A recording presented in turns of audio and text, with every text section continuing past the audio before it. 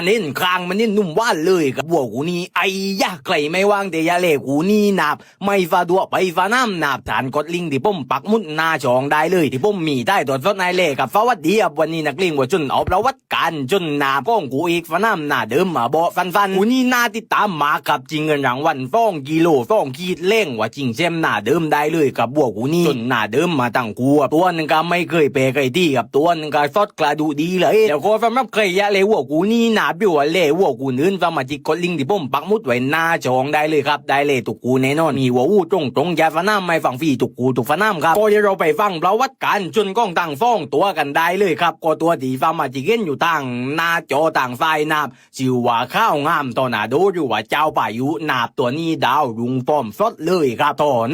นกนาติดตามเจ้าพายุตัวนี้ครับได้จนมาปลามันฟิวเลวฟิวเนียนไม่เคยปลาใจไอ้ไก่ที่ครับสมาชิกนาติดตามมากล่าสุดได้ชนะลุแฟมมาจากฟาน้ำหน้าเดิมเจ้าพายุตัวนี้ครับจนเรื่อยๆจนสไตล์คลาสสิกครับประเภทเดินจุกเดินโคตรเหนียวเลยครับผมนะว่ามีปลายยศครับมีน้ำใจไม่เล่าให้ได้ถาคนกับรับประกันว่าท่อนักแน่นอนกับวัวตัวนี้แล้วก็ตอนนี้นะครับใครย้ายก้าวกุมไปวัวหลวงหน้าที่จนกันต่อเช้านะครับกุมเนียนข้าวฟรีกับเปิดปลายที่กับเปิดไอไว้กับใครย้ายดำมีฟอยกับกดลิงที่ผมปักมุดไว้หน้าช่องได้เลยนะครับก็เราไปต่างด้านก้องกูจนกันแล้วนาบต่างด้านกูจนจือว่าหลังฟาดอัดฟาวินฟิ่งพลังใจหรือว่าเฟียนมึนนาบตัวนี้ละเอียดสุดๆเลยกับฟาร์มาจีครบเครื่องเรืองวัวจนเลยเฟียนมึนตัวนี้ครับได้จนมาปลามันฟาร์มฟิโอเลวกับวนหนึ่งเคยเปกับฟาร์มาจีแต่ล่าสุดก็ได้กลับมาชนะเลวกลับมาชนะเจ้าเมืองที่ฟ้าน้ำหน้าเดิมกับฟาร์มาจีเฟียนมึนตัวนี้ครับน่าติดตามกับจนเย็นจนละเอียดยิบเลยประเภทเลียวมัดฝัดต่อแก่งแรงมากับมีปลายยศมีน้ำใจมันตั้งโกยเปื่อนปลายแล้ววัวลบมาต่อฝีมือ